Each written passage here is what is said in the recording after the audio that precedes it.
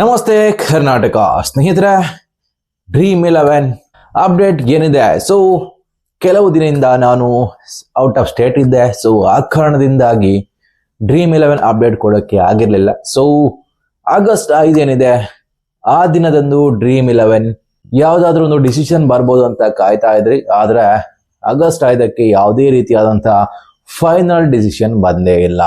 So ಡ್ರೀಮ್11 ಯೂಸರ್ಸ್ಗೆ ಕಾಯೋದೇ ಆಯ್ತಾ ಅಂತ ಅನಿಸ್ತಾ ಇದೆ. ಆದ್ರೆ ಡ್ರೀಮ್11ಗೆ ಸಂಬಂಧಿಸಿದಂತೆ ಒಂದೇ ಒಂದು ಅಪ್ಡೇಟ್ ಆಗಸ್ಟ್ 5ಕ್ಕೆ ಆಗಿತ್ತು. ಅದೇನಂತ ಹೇಳಿದ್ರೆ, ನೋಡಲ್ ಆಫೀಸರ್ನ ನೇಮಕ ಮಾಡಿದ್ದಾರೆ. ಆಗಸ್ಟ್ 5ಕ್ಕೆ ಕೇವಲ 3 ರಿಂದ 3.5 ನಿಮಿಷ ಅಷ್ಟೇ ಈ ಒಂದು ಕೇಸಿನ ಬಗ್ಗೆ ಡಿಸ್ಕಷನ್ ಆಗಿತ್ತು, ಅದು ಸುಪ್ರೀಂ ಕೋರ್ಟಿನಲ್ಲಿ. ಆದ್ರೆ ಯೂಸರ್ಸ್ಗೆ ಬೇಕಾಗುವಂತಹ ಯಾವುದೇ ಅಪ್ಡೇಟ್ ಇಲ್ಲ. ಕೇವಲ ನೋಡಲ್ ಆಫೀಸರ್ಸ್ನ ನೇಮಕ ಮಾಡಿದ್ದಾರೆ. ಸೊ ಇವ್ರು ಏನ್ ಮಾಡ್ತಾರೆ ಅಂತ ಹೇಳಿದ್ರೆ, ಗೇಮಿಂಗ್ ಕಂಪನಿಗಳು ಹಾಗೂ ಗೌರ್ಮೆಂಟ್ ಕಡೆಯಿಂದ ಬರುವಂತ ಎಲ್ಲಾ ರೀತಿಯಾದಂತಹ ಎವಿಡೆನ್ಸ್ ಇರ್ಬೋದು ಅಥವಾ ಡಾಕ್ಯುಮೆಂಟ್ ಇರ್ಬೋದು, ಇದೆಲ್ಲವನ್ನು ಕೂಡ ಸುಪ್ರೀಂ ಕೋರ್ಟ್ಗೆ ನೀಡ್ತಾರೆ. ಸೊ ಯಾಕೆ ಈ ನಿರ್ಧಾರ ಆಯ್ತು ಅಂತ ಹೇಳಿದ್ರೆ, ಸುಪ್ರೀಂ ಕೋರ್ಟ್ಗೆ ಈ ಒಂದು ಕೇಸಿನ ಬಗ್ಗೆ ಹೆಚ್ಚಾಗಿ ಆಸಕ್ತಿ ಇಲ್ಲ ಅಂತ ಅನಿಸ್ತಾ ಇದೆ. ಸೊ ಅದರಿಂದ ಈ ಒಂದು ನೋಡಲ್ ಆಫೀಸರ್ನ ನೇಮಕ ಮಾಡಿದ್ದಾರೆ. ಸೊ ಓವರ್ ಆಲ್ ಆಗಿ ನೋಡೋದಾದ್ರೆ ಫ್ಯಾಂಟಸಿ ಯೂಸರ್ಸ್ಗೆ ಅಷ್ಟೊಂದು ಖುಷಿಯ ದಿನ ಆಗಿರಲಿಲ್ಲ ಅಂತ ಹೇಳ್ಬಹುದು. ಸೊ ಮೇ ಬಿ ಈ ಕೇಸಿನ ಬಗ್ಗೆ ಸುಪ್ರೀಂ ಕೋರ್ಟ್ ಅಷ್ಟಾಗಿ ಆಸಕ್ತಿನೂ ತೋರಿಸ್ತಾ ಇಲ್ಲ ಅಂತ ಅನಿಸ್ತಾ ಇದೆ. ಸೊ ಸದ್ಯದ ಮಾಹಿತಿ ಪ್ರಕಾರ ಅಕ್ಟೋಬರ್ 6ಕ್ಕೆ ಈ ಒಂದು ಕೇಸಿನ ಬಗ್ಗೆ ಫೈನಲ್ ಹಿಯರಿಂಗ್ ಇದೆ ಅಂತ ಹೇಳಲಾಗ್ತಾ ಇದೆ. ಸೊ ಡೇಟ್ ಮೇಲೆ ಡೇಟ್ ಮತ್ತೆ ಇದೇ ಕತೆ ಆಗ್ತಾ ಇದೆ.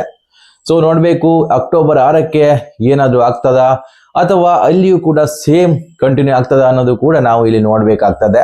ಸೊ ಇನ್ನು ಡ್ರೀಮ್11 ಯೂಸರ್ಸ್ಗೆ ಗುಡ್ ನ್ಯೂಸ್ ಅಂತ ಹೇಳೋದಾದ್ರೆ, ಸೊ ಇವಾಗಲೇ ನೀವು ನೋಡಿರ್ತೀರಾ, ಡ್ರೀಮ್11 ನಲ್ಲಿ ಇವಾಗ 2 ಮೆಗಾ ಕಾಂಟೆಸ್ಟ್ಗಳು ಶುರುವಾಗಿದೆ. ಮೊದಲೆಲ್ಲ ನೋಡ್ತಾ ಇದ್ರೆ ದಿನದಲ್ಲಿ ಕೇವಲ ಒಂದೇ ಒಂದು ಮ್ಯಾಚ್ಗೆ ಫಸ್ಟ್ ಪ್ರೈಸ್ 1 ಲಕ್ಷ ಕೊಡ್ತಾ ಇದ್ರು. ಆದ್ರೆ ಇವಾಗ ಏನ್ ಮಾಡ್ತಾ ಇದಾರೆ ಅಂತ ಹೇಳಿದ್ರೆ, 2 ಮ್ಯಾಚ್ಗಳಿಗೆ ಫಸ್ಟ್ ಪ್ರೈಸ್ 1 ಲಕ್ಷ ಕೊಡ್ತಾ ಇದ್ದಾರೆ. ಸೊ ಇದರಲ್ಲಿ ನೀವು ಅರ್ಥ ಮಾಡ್ಕೋಬೇಕೇನಂತ ಹೇಳಿದ್ರೆ, ಡ್ರೀಮ್11 ಇದೆಲ್ಲದಕ್ಕೂ ಮೀರಿದೊಂದು ದೊಡ್ಡ ಹೆಜ್ಜೆ ಇಡ್ತಾ ಇದೆ ಅಂತ ಹೇಳ್ಬೋದಾಗಿರ್ತದೆ. So Dream eleven real money gaming ban ಆಗ್ತದ ಅಥವಾ ವಾಪಸ್ ಆಗುತ್ತಾ, ಇದು ಯಾವುದೂ ಕೂಡ ಟೆನ್ಷನ್ ಮಾಡ್ಕೊಳ್ತಾ ಇಲ್ಲ. ಸೊ ಅದರ ಸೆಕೆಂಡ್ ಇನ್ನಿಂಗ್ಸ್ ಏನಿದೆ ಅದು ಶುರು ಮಾಡಿಯೇ ಬಿಟ್ಟಿದೆ ಅಂತ ಅನಿಸ್ತಾ ಇದೆ. ಸೊ ಅದಕ್ಕೆ ಸರಿ ಎಂಬಂತೆ ನೋಡೋದಾದ್ರೆ ಇವಾಗ ಡ್ರೀಮ್11 ನಲ್ಲಿ ಕೆಲವು ಬದಲಾವಣೆಗಳು ಕಾಣ ಸಿಗ್ತಾ ಇದ್ದಾವೆ. ಸೊ ಡ್ರೀಮ್11 ನ ಲೋಗೋದಲ್ಲಿಯೂ ಕೂಡ ಸ್ವಲ್ಪ ಮಟ್ಟಿನ ಚೇಂಜಸ್ ಕಾಣ್ತಾ ಇದೆ. ಮೊದಲೆಲ್ಲ ನೋಡೋದಾದ್ರೆ ಕಲರ್ ತುಂಬಾನೇ ಡಿಫ್ರೆಂಟ್ ಆಗಿತ್ತು. ಇವಾಗ ನೋಡೋದಾದ್ರೆ ಡ್ರೀಮ್11 ಆಪ್ ನ ಕಲರ್ ಕೂಡ ಚೇಂಜ್ ಮಾಡಿದ್ದಾರೆ. ಹಾಗೇನೆ ನೋಡೋದಾದ್ರೆ ಪ್ಲೇಯರ್ ಸ್ಟಾಟ್ ತೋರಿಸ್ತಾ ಇರ್ಲಿಲ್ಲ, ಆದ್ರೆ ಇವಾಗ ಡ್ರೀಮ್11 ನಲ್ಲಿ ಪ್ಲೇಯರ್ ಸ್ಟಾಟ್ ಕೂಡ ತೋರಿಸ್ತಾ ಇದ್ದಾರೆ. ಹಾಗೇನೆ ನೋಡೋದಾದ್ರೆ ಇವಾಗ ಪ್ರೈಸ್ ಮನಿಗಳು ಕೂಡ ಜಾಸ್ತಿ ಆಗ್ತಾ ಇದಾವೆ. ಸೊ ಇದೆಲ್ಲದಕ್ಕೂ ರೀಸನ್ ಅಂತ ಹೇಳಿದ್ರೆ ಸಬ್ಸ್ಕ್ರಿಪ್ಷನ್ ಮಾಡಲ್ ಅಂತ ಹೇಳ್ಬಹುದು. ಒಂದ್ ವೇಳೆ ಫ್ಯಾಂಟಸಿ ಆಪ್ಗಳು ಅಂದ್ರೆ ರಿಯಲ್ ಮನಿ ಗೇಮಿಂಗ್ ಗಳು ಬ್ಯಾನ್ ಆಯ್ತು ಅಂತ ಅಂದ್ರೆ, ಸೊ ಡ್ರೀಮ್11 ಏನ್ ಮಾಡ್ತದೆ ಅಂತ ಹೇಳಿದ್ರೆ ಈ ಸಬ್ಸ್ಕ್ರಿಪ್ಷನ್ ಮಾಡೆಲ್ ನೇ ಕಂಟಿನ್ಯೂ ಮಾಡ್ತದೆ ಅಂತ ಅನಿಸ್ತಾ ಇದೆ. ಸೊ ಅದೇ ರೀತಿ ಡ್ರೀಮ್11 ತನ್ನ ಹೆಜ್ಜೆಯನ್ನು ಮುಂದೆ ಇಡ್ತಾ ಇದೆ. ಸೊ ಸದ್ಯಕ್ಕೆ ನೋಡೋದಾದ್ರೆ ಡ್ರೀಮ್11 ಕಂಪ್ಲೀಟ್ ಆಗಿ ಬ್ಯಾನ್ ಆಗೋದು ಖಂಡಿತವಾಗಿಯೂ ಇಲ್ಲ ಅಂತ ಅನಿಸ್ತಾ ಇದೆ. ಸೊ ಯಾವ್ದಾದ್ರು ಒಂದು ಹೊಸ ದಾರಿ ಖಂಡಿತವಾಗಿಯೂ ಮಾಡೇ ಮಾಡ್ತಾರೆ. ಆದ್ರೆ ಅದಲ್ಲಿ ಹಣದ ಇನ್ವಾಲ್ವ್ಮೆಂಟ್ ಇರೋದು ತುಂಬಾ ಕಮ್ಮಿ ಅಂತ ಅನಿಸ್ತಾ ಇದೆ. ಅಂದ್ರೆ ಪೇಯ್ಡ್ ಕಾಂಟೆಸ್ಟ್ ಗಳು ಇರೋದು ತುಂಬಾ ಕಮ್ಮಿ ಅಂತ ಅನಿಸ್ತಾ ಇದೆ. ಸೊ ಮೇ ಬಿ ಇದೇ ರೀತಿಯಾದಂತಹ ಸಬ್ಸ್ಕ್ರಿಪ್ಷನ್ ಮಾಡೆಲ್ ಅಥವಾ ಇನ್ಯಾವುದೋ ರೀತಿಯಾದಂತಹ ಒಂದು ಮಾಡೆಲ್ ನ ತಂದು ತರಬಹುದಾಗಿರ್ತದೆ.